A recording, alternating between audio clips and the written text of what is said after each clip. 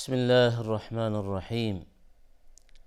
الحمد لله رب العالمين والعاقبة للمتقين، والصلاة والسلام على أشرف الأنبياء والمرسلين سيدنا محمد وعلى آله وأصحابه أجمعين. با سلام و درود فراوان به شما بینندگان عزیز و محترم. همان گونه که ملاحظه می‌فرمایید با برنامه‌های ایمانی، با موضوع و مبحث‌های مهم معجزاتی که برای سرور بشریت رسول الله صلی الله علیه و آله و سلم اتفاق افتاده است در خدمتتان میباشم. بحث از معجزات و نشانه‌های نبوتی که برای سرورمان رسول الله علیه الصلاة والسلام اتفاق افتاده است. در نشست‌های گذشته در مورد بحث‌های مختلفی راجع به این معجزات سخنی ایراد شد. در این نشست در مورد یکی دیگر از معجزات مهمی که برای سرور بشریت علیه الصلاة والسلام رخ داده به اتفاق یکدیگر بحث و گفتگویی داشته باشیم.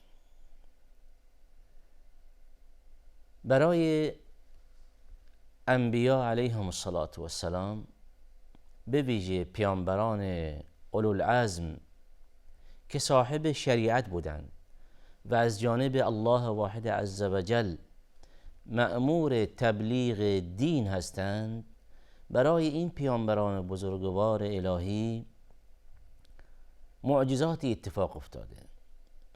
بنا به شرایط اون زمان و بنا به مصلحت ملتی که در اون زمان زندگی می‌کردند، الله ذوالجلال پیامبر خودش به یک سری معجزاتی اونها را مسلح می‌فرمودند. از مهمترین اسباب مسلح شدن پیامبران به این معجزات این است که در واقع اتمام حجتی باشد بر اون پیروان، اتمام حجتی باشد بر مردم. یعنی این که الله ذوالجلال از روی فضل و کرمش به بندگان خودش فرستاده خودش را به یک معجزه مسلح می کند تا اینکه برای مردم ثابت شود که بله، این بنده خدا، این انسان، این داعی، این راهنما و مرشد از جانب آفریدگار عالم می باشد. چرا که زمانی که یک معجزه‌ای برای یک پیامبری اتفاق می افتد، اون معجزه خارق العاده است. یعنی این که در دسترس همه بشر نیستند و حتی همین شخص، یعنی پیامبر علیه الصلاة والسلام، حال چه موسی باشد، چه عیسی باشد، چه سرور بشریت صلی الله علیهم جمیعا، هر کدام از این پیامبران بزرگواری که باشند، در واقع این معجزه به اذن الله واحد عز وجل برای اونها اتفاق می افتد و ثابت می شود. از این رو آفریدگار جهان زمانی که فردی به این مأموریت مکلف می فرمایند، او را به یک معجزه مسلح می کنند، به یک امر خارق العاده در واقع مسلح می کنند، تا اینکه بشریت دیگر بر اونها اتمام حجت شده باشد، بهانه هایی نداشته باشند برای اینکه دیگر از این فرد که به عنوان مرشد و راهنما از طرف پیامبر، از طرف الله ذوالجلال فرستاده شده، دیگر پیروی نکنند. اینجاست که الله عز وجل پیامبران به این معجزات مسلح می‌فرمایند. به عنوان مثال یک سری صفات و خصوصیاتی به پیامبران خودش به عنوان یک صفت بارز به اونها میبخشد. ابراهیم علیه السلام به عنوان خلیل الله، توجه فرمایید، الله ذوالجلال او را لقب نموده و او را اصطفا و اختیار نموده به این لقب. موسی علیه السلام به کلیم الله معروف می باشند، یعنی اینکه موسی علیه السلام با خالق خودش وارد گفتگو می شود، سخن می گوید. عصای موسی معروف است، زبان زد عام و خاصه. در قرآن کریم در این مورد به طور مفصل الله ذوالجلال از او سخن می‌فرمایند که این عصا، این چوب به یک اژدهایی مبدل می شود در مقابل جادوگران بنی اسرائیل. اینجاست که الله ذوالجلال به لطف و کرمش از روی رحمت به بندگان این معجزه نمایان می شود. اما باز هم با وجود این همه ظاهر شدن این معجزات، متاسفانه باز هم بشریت از روی کبر و غرور و از روی لجاجت تسلیم فرمان الهی نمی شوند. و در مورد حضرت عیسی علیه السلام اونجاست که الله ذوالجلال قدرت زنده کردن مرده به او میبخشد، بیماران صعب العلاج درمان میکند.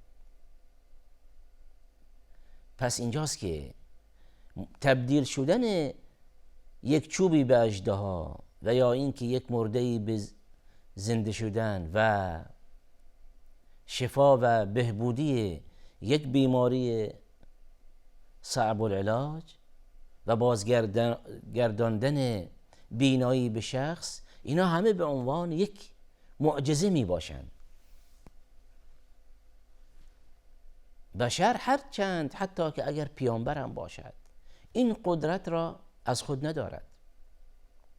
پس چه کسی این عصا را به اژدها مبدل می کند و چه کسی این شخص نابینا را بار دیگر بینایی بو باز می گرداند و چه کسی این بیماری صعب العلاج امثال پیس و غیره درمان می کند.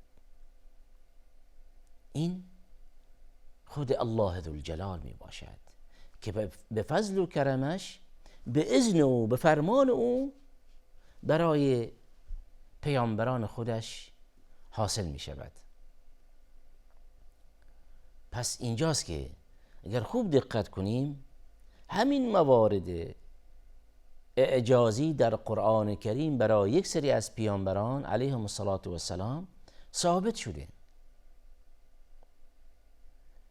و نهایتاً برای سرور بشریت علیه السلام در طول 23 سال نبوتش اتفاقات عجیب و غریبی اتفاق افتاده، حوادث شگفت انگیزی مشاهده شده. در طول 23 سال تمام یک سری معجزاتی که دال بر نبوت پیامبر علیه السلام می باشد اتفاق افتاده. اتفاقات زیادی، آثار نبوت و نشانهای مهمی که دال بر نبوت پیامبر علیه السلام می باشد. اینجاست که بعضی از افراد اون جامعه که این مسائل را با بینایی خودشان مشاهده می کردند، اینجاست که ایمان می آوردند. اما باز هم در ضمن تعداد زیادی از مشرکین و از مخالفین سرسخت نبوت پیامبر علیه السلام ایمان نمی آوردند، هرچند که این نشانه های نبوت مشاهده می نمودند. و اینجاست که بحث لجاجت پیش می آید. از روی عناد و کبر و غرور تسلیم فرمان الهی نمی شوند و تسلیم دعوت پیامبر علیه السلام نمی شوند، وگرنه آثار زیادی، نشانه های زیادی دلالت مستقیمی دارند بر اینکه این شخص یک بشر عادی نیست. دلالت مستقیمی دارند بر اینکه این شخص که محمد علیه السلام باشند از روی هوا و هوس یک سری مسائلی عنوان نمی کند، بلکه هر چی که می فرماید اعجاز است، وحی است. تمام این مسائلی که به عنوان آثار نبوت، به عنوان نشانه های نبوت از او ثابت شده، دلالت دارند بر این که یک نیروی هست که این شخص پشتیبانی می کند، یک نیروی هست که این شخص راهنمایی و ارشاد می کند و اون الله ذوالجلال، خالق عالم، آفریدگار جهان، که توسط فرشته وحی این واسطه امینی است که بین الله ذوالجلال و بین بندش سرور بشریت علیه السلام. و همونطوری که در نشست‌های گذشته عنوان شد، مسائل زیادی برای پیامبر علیه السلام در این جانب اتفاق می افتد که جماد و نبات و حیوان همه به نطق در می آیند، با پیامبر علیه السلام وارد گفتگو می شوند و افرادی هستند این صحنه ها را مشاهده می کردند. زمانی که یک شخص بدوی، یک چوپانی می بیند که یک حیوانی وارد گفتگو می شود با پیامبر علیه السلام، اونجاست که این شخص شگفت انگیز می شود، مبهوت می شود. چاره‌ای ندارد جز این که کلمه شهادتین اشهد ان لا اله الا الله و اشهد ان محمدا عبده و رسول، این که بر زبان جاری کند. پس اینجاست که معجزات زیادی برای سرور بشریت علیه السلام اتفاق می افتد. از جمله این معجزات مهم معجزه دیگری داریم به نام شق القمر یا انشقاق قمر. این هم معجزه‌ای بود، یک معجزه بزرگی بود که برای رسول الله علیه السلام اتفاق افتاده است. انشقاق قمر یعنی اینکه همین ماه به دو نیمه می شود، به دو تکه می شود، از وسط جدا می شود. و این معجزه است که برای سرور بشریت علیه السلام اتفاق افتاده. و همین حادثه و همین معجزه در قرآن کریم، در کلام رب العالمین بو اشاره نموده و الله ذوالجلال در مورد او آیاتی نازل فرمودند. و همچنین سرور بشریت علیه السلام در این زمینه باز هم فرمایشاتی دارند. اینجاست که مشرکین قریش از روی لجاجت در مراحل مختلف از پیامبر علیه السلام درخواست هایی میکردند بر اینکه توی محمد اگر واقعا راست میگویی و ادعای نبوت داری و بر اینکه تو فرستاده ای و بر اینکه تو مبعوث شده ای از جانب آفریدگار عالم، فلان مورد از تو میخواهیم. فلان سؤالی مطرح میکردن، درخواستی میکردن. و اینجاست که الله ذوالجلال به اذن خودش بنده خودش را راهنمایی میفرماید و چه به صورت قولی پاسخ اونها داده می شود یا چه به صورت عملا نشان داده می شود. و یکی از مواردی که از پیامبر درخواست می شود همین معجزه شق القمر می باشد و اتفاق می افتد. اما باز هم مشرکین قریش این را نمی پذیرند، وارد لجاجت و وارد نافرمانی می شوند و در ابتدا از پیامبر صلی الله علیه و سلم یک درخواستی می کنند، حال که پیامبر علیه السلام در واقع برای اونها پاسخ مثبتی می آورد و حادثه اتفاق می افتد در مورد پرسش اونها. در نهایت با اینکه این امر مشاهده می کنند و با بینایی خودشان همین قضیه را می بینند، همین صحنه را می بینند و همین حادثه برای اونها روشن و واضح است، اما باز هم نمی پذیرند و ضمناً باز هم پیامبر علیه السلام با انواع و اقسام افترا و تهمت ها را تهمت میزنند، او را به دروغگو، به جادوگر و غیره متهم میکنند. حال چرا در واقع مشرکین قریش با اینکه خودشان این درخواست میکنند و در نهایت با بینایی خودشان همین موردی که در مورد او سوال داشتن الان ثابت می شود و خدای عزوجل به طور واضح و روشن برای اونها همان سوالی که مطرح کردن روشن می فرمایند، اما باز هم نمی پذیرند، چرا که اینها با اصل دعوت و با شخص خود پیامبر علیه السلام لجاجت دارند، دشمنی دارند. اینها در واقع نمی توانند اون آیینی که از روی هوا و هوس اونها، آیینی که از آبا و اجداد به ارث بردند، ترک و رها کنند.